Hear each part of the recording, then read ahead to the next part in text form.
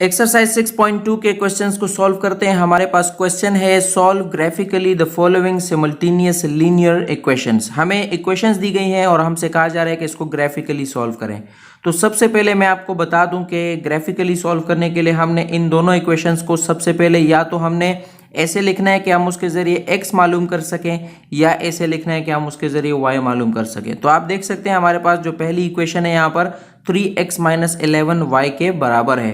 तो ऑलरेडी ये y के बराबर है, लिहाजा अगर मैं इसको दोबारा लिख दूं रीअरेंज करके तो y = 3x - 11 इसको मैं लिख सकता हूँ।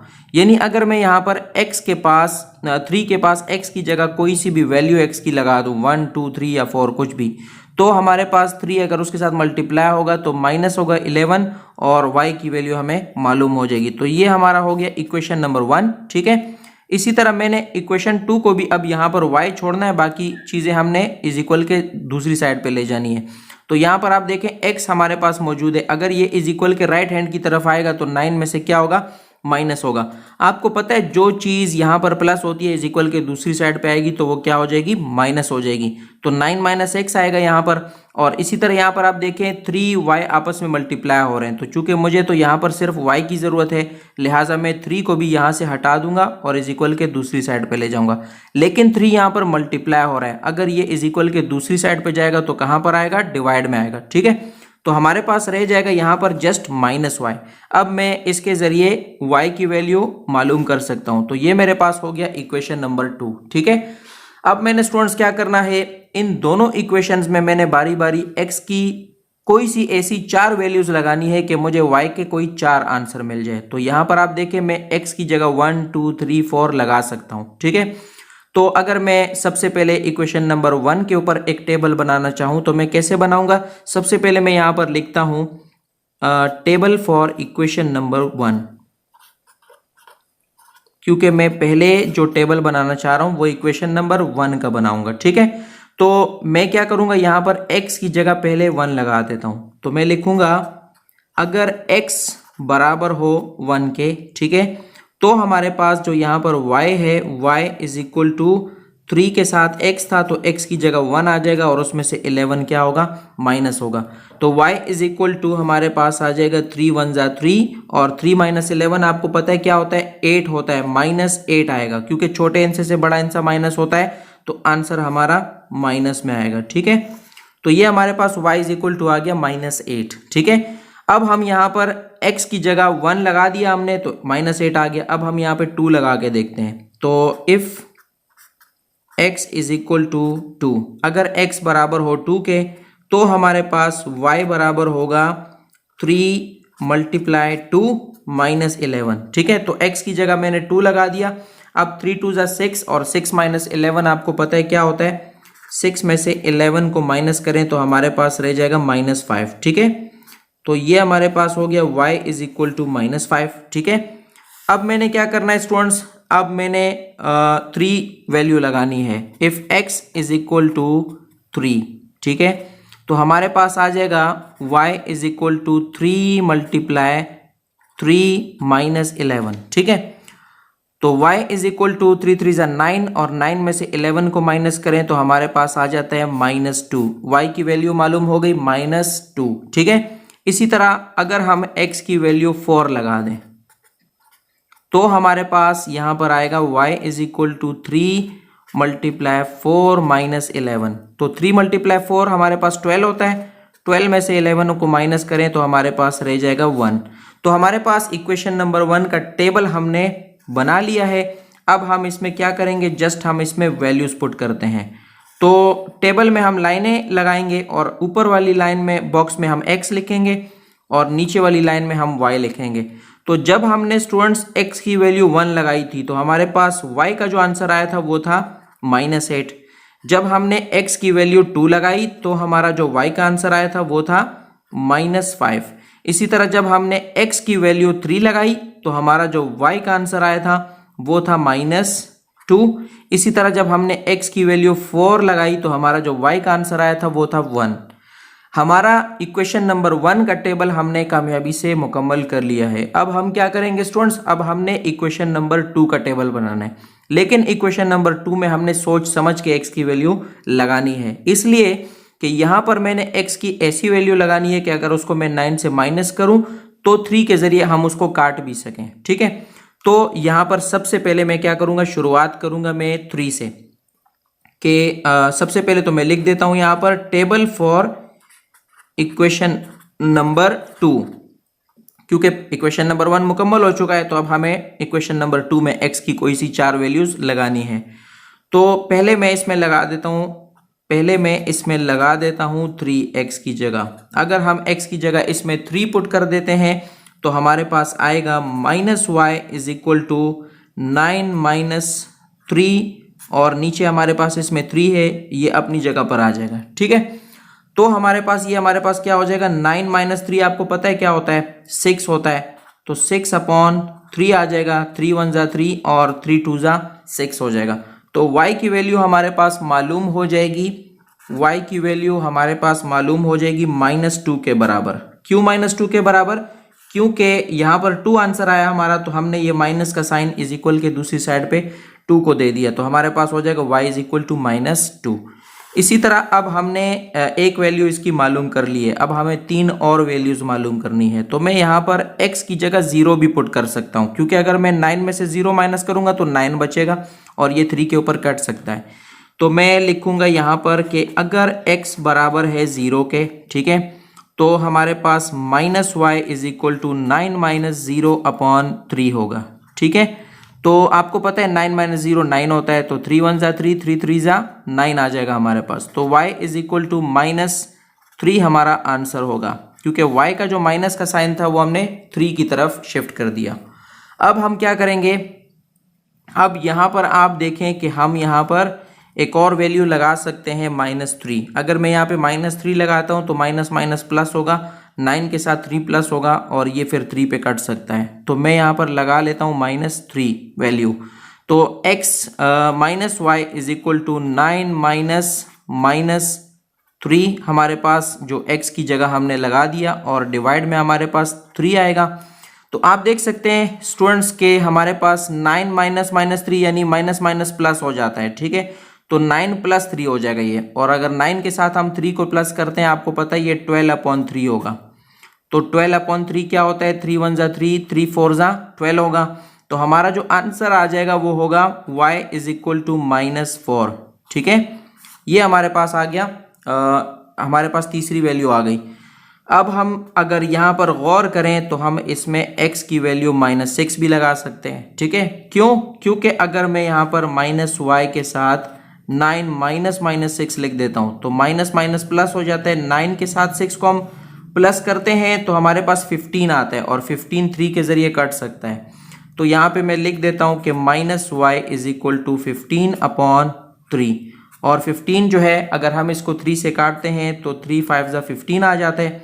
तो y की वैल्यू हमें मालूम हो जाएगी, y की वैल्यू -5 के बराबर। तो ये हमारे पास स्टूडेंट्स एक टेबल मुकम्मल बन चुका है हमारे पास इक्वेशन नंबर 2 का भी।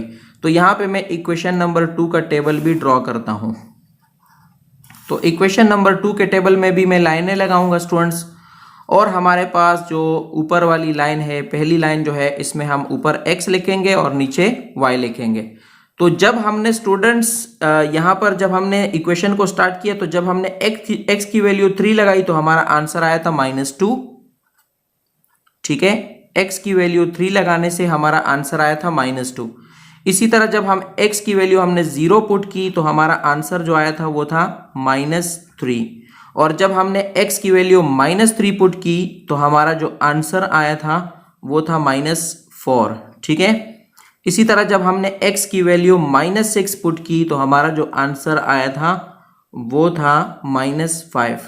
ठीक है, तो ये हमारे पास स्टूडेंट्स पहली टेबल ये रही और दूसरी टेबल हमारे पास ये रही। इक्वेशन नंबर 1 के टेबल को और इक्वेशन नंबर 2 के टेबल को अब हमने ग्राफ पेपर में पुट करना है।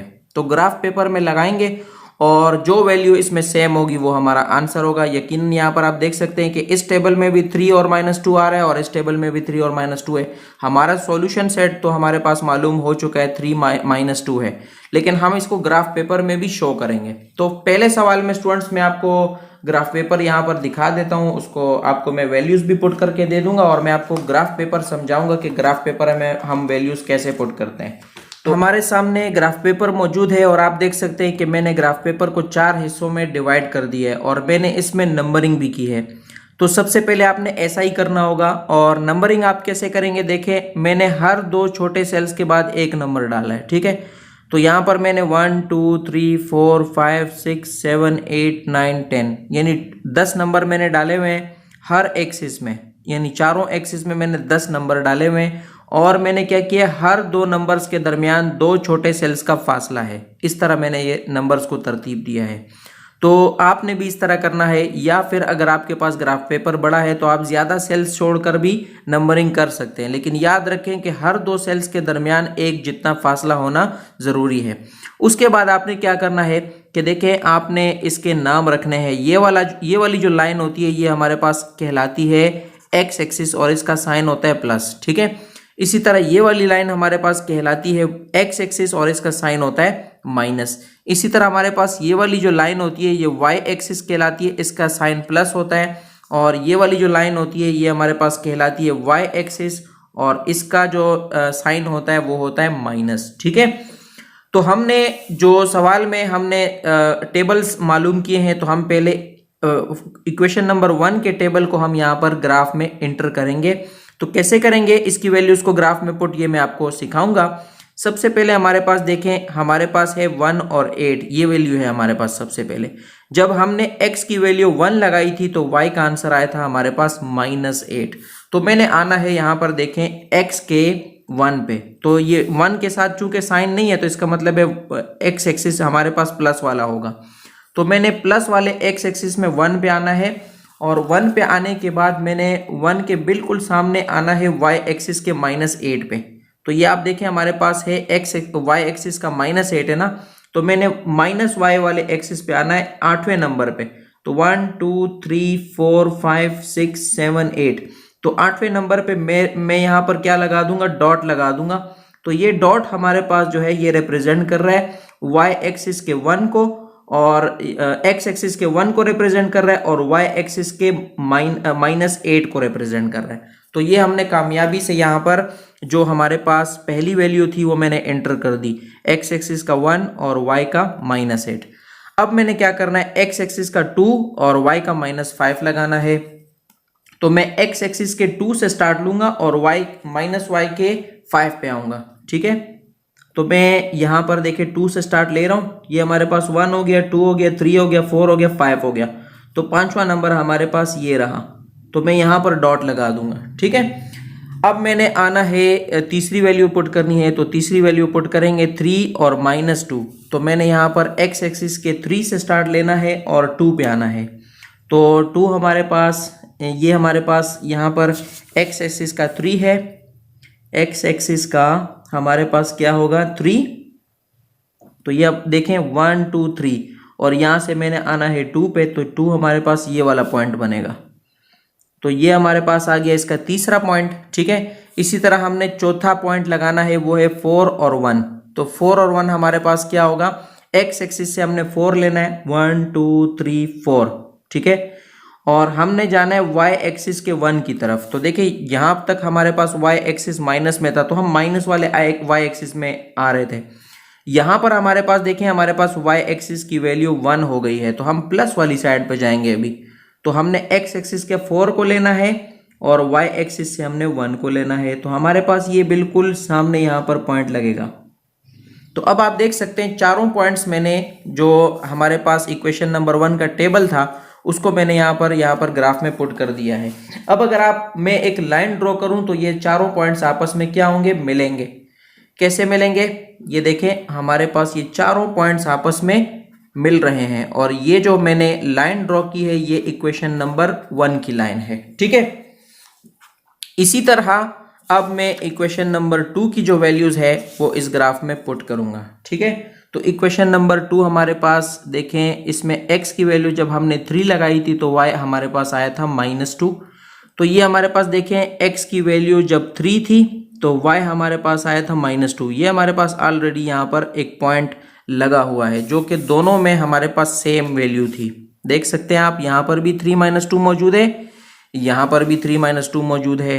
तो ये y के -2 के सामने है और x के 3 के सामने है, तो ये पॉइंट ऑलरेडी लगा हुआ है। इसी तरह आप देखें, जब हमने x की वैल्यू 0 लगाई तो y हमारे पास आया -3। तो x की वैल्यू अगर 0 होगी तो देखें 0 यहाँ से स्टार्ट होता है, 1 2 3 तो आगे जा रहा है, ठीक है, लेकिन 0 हमारे पास ये वाला एक्सिस होता है।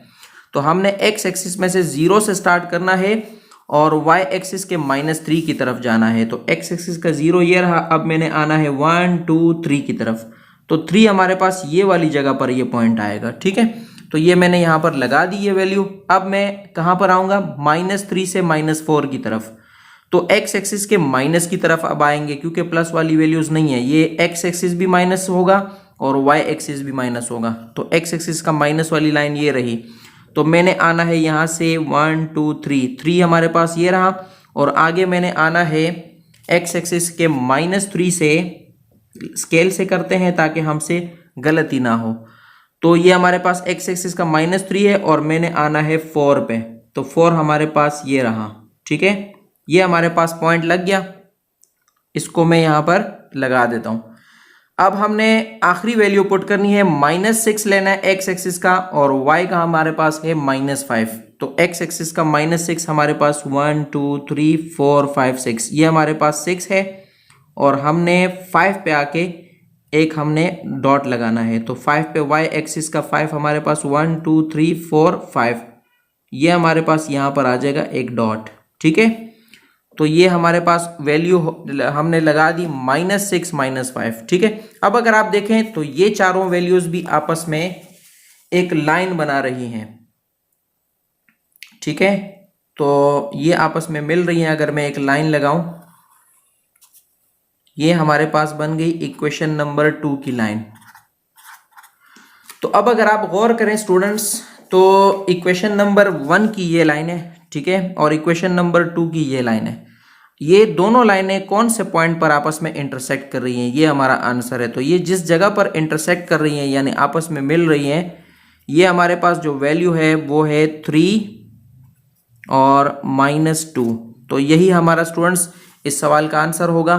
हमारा जो सॉल्यूशन सेट है वो 3 - 2 है। ग्राफ को आपने उम्मीद है सीख लिया होगा। पहले सवाल में मैंने आपको ग्राफ पेपर भी सिखाया और उसमें मैंने वैल्यूज पुट करना भी सिखाया। इसके आगे के सवालात में आप उम्मीद है कि मैं जब सवाल सॉल्व करूंगा तो उसकी वैल्यूज को आप ग्राफ में आसानी से पुट कर सकेंगे।